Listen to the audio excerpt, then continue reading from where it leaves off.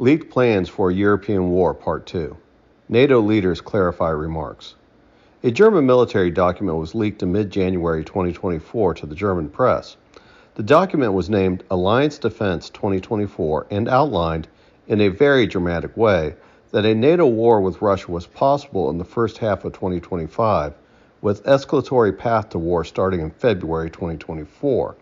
This first part of this series, link provided for leaked plans for a European war, argued that the document was not an actual military plan, but was a dramatized document for policymakers and politicians to create a relatable presentation based on the military contingency plan that was meant to shake the complacency of European peace.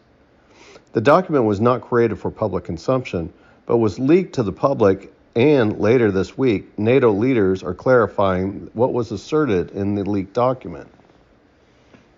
On Friday, January 19, 2024, the German Defense Minister, Boris Pistorius, clarified the German position in an interview with Berlin newspaper Der Tagesspiegel. Mr. Pistorius stated that despite hearing threats from the Russians on a nearly daily basis, he did not believe that a war with Russia was imminent. He stated that Russian President Vladimir Putin could attack NATO in 5 to 8 years.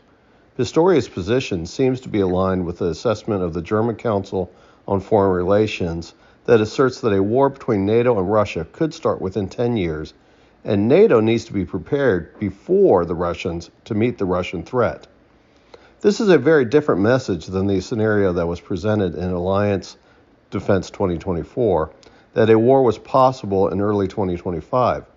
Pistorius' statement also disagrees with Swedish Civil Defense Minister Carl Oskar Boyland's statement that stated that the Swedish population needs to prepare for war. Pistorius did measure a statement by stating that the Scandinavian view of the Russian threat is more acute because they are much closer to the proximity to the Russian border. Despite clarifying and pushing out the timeline of a potential war with Russia, the message of Alliance Defense 2024 and the warning from Minister Boland are still valid. NATO needs to have its civilian population and political leadership to start preparing for the idea of a new European war with Russia.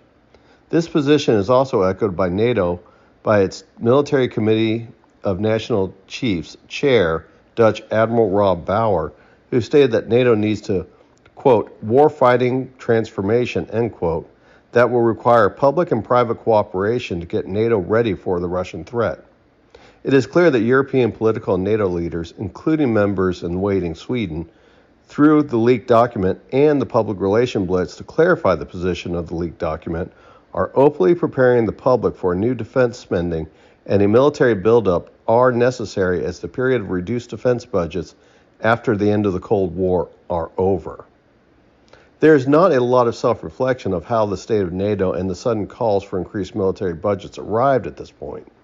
NATO policy continued to push the borders of the alliance to the east that was going to be a threat to Russia. NATO continued to push for the idea of Ukraine NATO membership that would take the border of NATO to the Russian border. Western influence opened the idea of membership to Ukraine, and Ukraine adopted NATO membership as a codified national goal.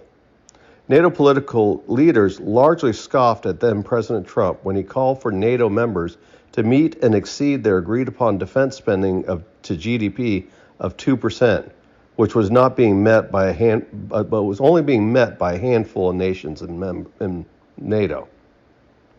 NATO leaders have continued to ignore the warning signs and suggestions to increase defense spending that would have improved readiness and deterrence before a crisis was created. Now a crisis is here today, and NATO leaders, even if some desire to end the war in Ukraine, are sounding the alarm of a war in the near future.